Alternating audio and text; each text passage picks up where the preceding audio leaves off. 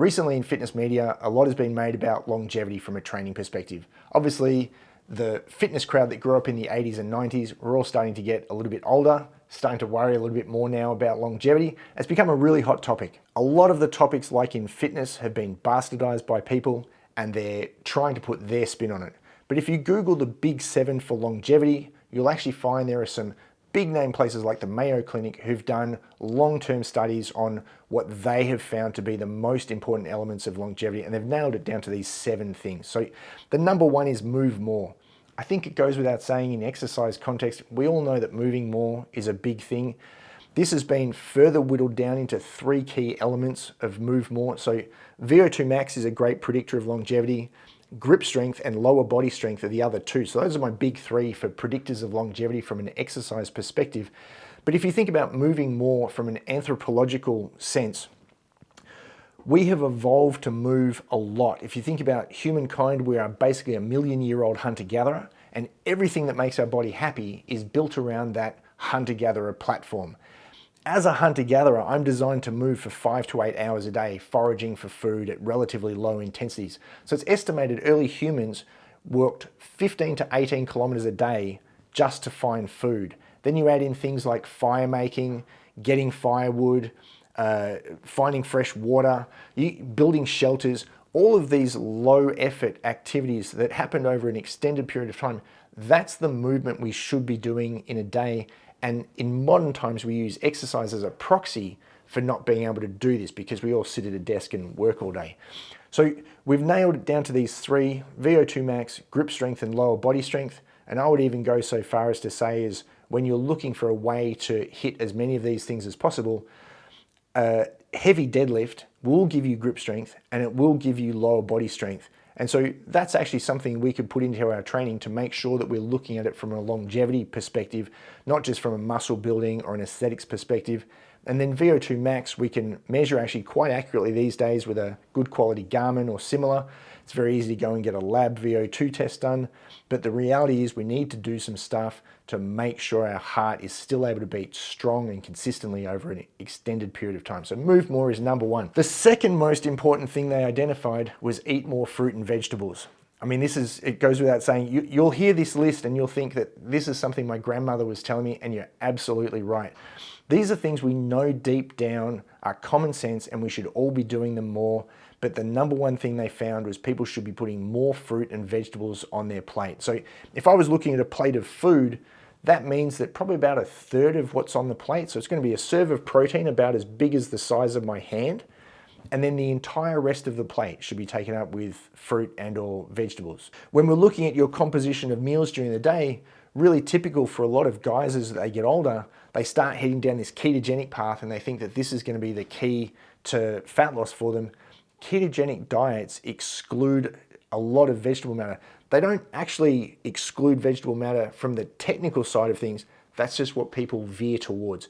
So if you're starting to head down that path and you think bacon and eggs is a good way to start your day, make sure to add fruit and vegetables to it. If you think the next meal should be a protein shake, put in some frozen berries, have a banana, add some fruit and vegetables to it. When you get to lunchtime, have a bowl of salad. Don't just have, like a chicken breast and some sweet potato. Have a wide variety of vegetables. And then when we get to dinner, the same thing again. Serve of protein about the size of my hand, but the entire rest of my plate should be covered in fruit and or vegetables. If you feel like dessert, this is a great place for fruit later in the day. The sweetness of fruit, once you've gotten a lot of the hyper-processed foods out of your diet, will actually be a strong enough replacement for any dessert food you can find. Once you get rid of hyper-palatable foods, you will find that natural flavors that are in fruit can be quite overpowering. So berries, for instance, strawberries, blueberries, raspberries for me, the taste is so strong, I really can't eat very many of them because it's quite overpowering from a taste sensation. The next thing, and this is kind of a surprise number 3, but it's adequate sleep. So over the last few years, people have found out that sleep is more and more important. There have been a number of big name books that have come out. Probably Why We Sleep by Walker is the most common and well-read one that's out there. But anyone who's involved in anything athletic will tell you 6 hours of sleep doesn't cut it. 7 hours, maybe 8 hours is a minimum. There's some scary statistics that go with sleep to give you an idea of how important it is. So regularly getting below 6 hours of sleep a night doubles my risk of heart attack, doubles my risk of obesity, doubles my risk of diabetes, and that's from getting 6 hours of sleep a night. Regularly being at 6 hours of sleep a night or less makes you more motor impaired than as if you were too drunk to drive. So in Australia, the legal limit for driving is 0.05% blood alcohol content. And that's usually said to be 1 to 2 drinks an hour as a maximum, or it's 2 drinks in the first hour and 1 drink for every hour afterwards. Less than 6 hours sleep a night is actually worse for you than being over the legal limit to drive from a motor control perspective. So have a think about that the next time you get in your car with your kids on 4 hours sleep. Maybe that's not the best idea for you to be driving under those situations. So more sleep is always better. I recommend my customers get at least 7, and even better, we aim for 8. And under ideal situations when they're in really hard training, like maybe training for an Ironman or something similar like that, we go for 8 hours plus a nap during the day. There's no replacement for adequate sleep. The last benefit of it that I want to pass on is, imagine my desk. I come to my desk during the day, I put a piece of paper down, and then I put another piece of paper down, another piece of paper down. Those pieces of paper are all the things you've done during the day. So that's all the activity in your brain just being piled up one on top of another. The act of going to sleep is the thing that takes those pieces of paper and stores them away in long-term memory so that you can access them in a easy to find format with a controlled logical framework within your mind. When you just have bits of paper piled on top of one another, it becomes very difficult to find things in your mind. You become jumbled and confused. You find it difficult to finish sentences. So you'll find that if you get regular sleep, you probably won't need as much caffeine because all of a sudden you'll be sharper focused anyway. So number 3 is a real surprise. Everyone thinks it should be, I don't know, eat less food or drink less alcohol or something like that. But the number 3 thing, get more sleep. Number 4, not a surprise. Don't smoke and either limit or reduce completely alcohol consumption. I don't need to go too much into the details of smoking. I think we all know at this point that smoking is really bad for you despite what doctors recommended back in the 50s, right? Like it's not the cigarette your doctor recommends anymore. I think we all know that Camels are bad for you regardless of what the doctors in the 50s said. But something that's starting to come to light now is actually how dangerous alcohol is for humans. And I'll just give you one good example of why you want to limit the intake of it. If you think about the various ways we make energy as a human, so I have the aerobic system that uses fat. I have an entire energy system that deals with using fat as a fuel source.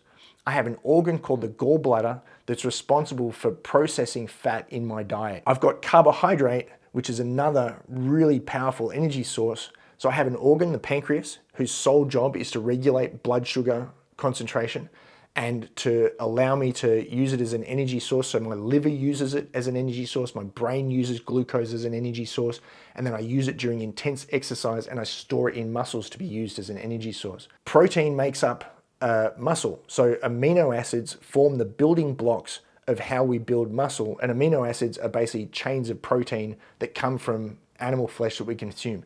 So you can see like the 3 main things that our diet is made of, these are called macronutrients. Protein, fat, and carbohydrate. We have systems within the body to tell us how to use these things. We don't have a single one of these for alcohol. There is no enzyme within a cell that allows you to process alcohol. There is no organ solely dedicated to using alcohol as an energy source.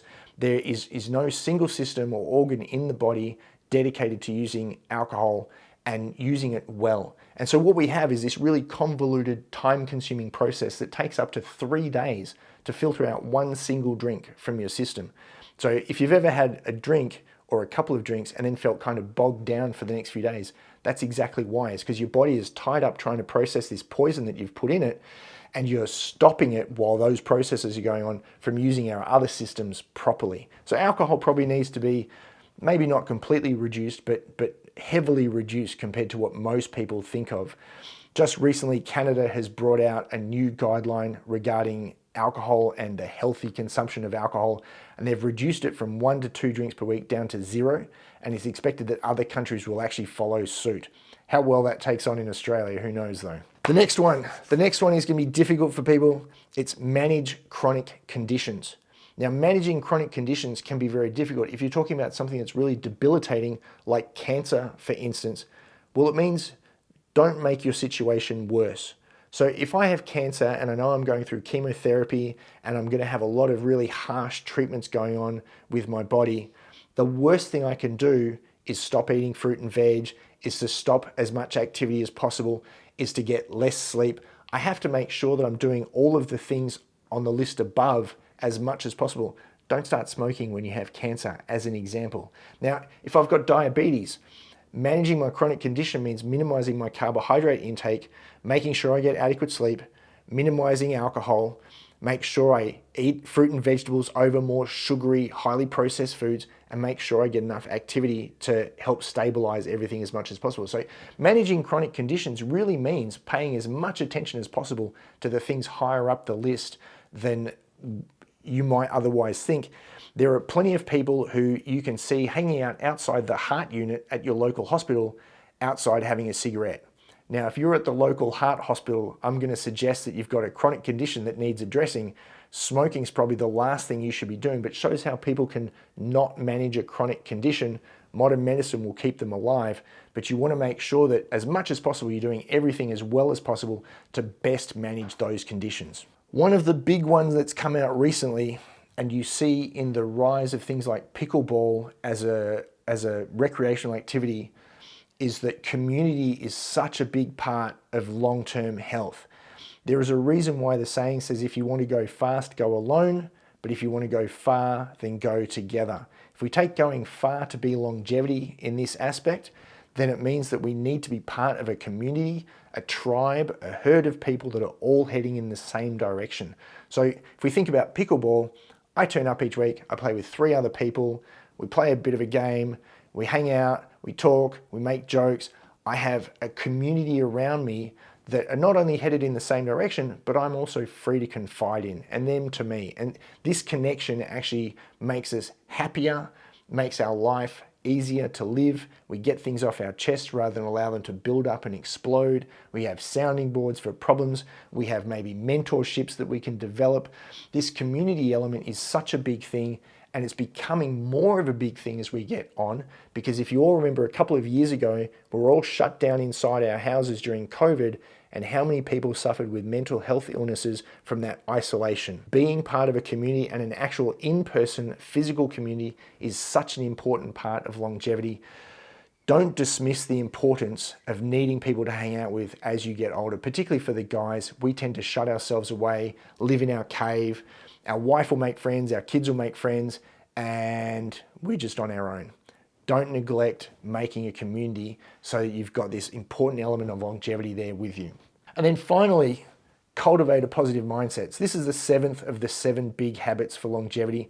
Cultivating a positive mindset and using a logical framework to look at the world around you is such an important thing. Many people choose to make decisions emotionally, so they are reacting to things around them in an emotional state. They're choosing to eat in an emotional state. They're choosing to drink in an emotional state. They're choosing to manage their chronic conditions in an emotional state. And we see this comfort eating, comfort drinking come up again and again and again because they're not using a logical, positive mindset to live their life. If you had a chronic condition like diabetes or you're obese, logic says that you can look on the positive side and say, I can lose this weight. I can see thousands of other people who can lose this weight. I know I can do this too. And yet many people will do the opposite, and they'll go and do something self-harming, detrimental, self-destructive as a result. This is a lot like finding out you have a flat tire and then getting out of your car and slashing the other 3 rather than fixing the 1 tire that needs to be managed. So a positive mindset that allows you to look at things logically and without emotion allows you to treat things with a lot less concern, because there are so few things you can actually control in life. You can control you can control how you react to the world around you, and that's it. Everything else is outside your control. So being able to maintain a positive outlook on what you can control and learn to accept all the other stuff is going to help you go a long way to living a life that means your blood pressure won't be as high, your heart rate won't be as high, you're less likely to have a stress-related health incident like a stroke or a heart attack simply because you've got a more positive, easygoing outlook on life. So that's the big 7 for longevity. There's plenty of research you can look up to check these out for yourself. But if you focus on those 7 things, I guarantee you're going to live a longer, healthier life. The information, make sure to hit like and subscribe as well. Check out the website to join the Peak Performance community. It's away from social media. It's the #1 fitness community online.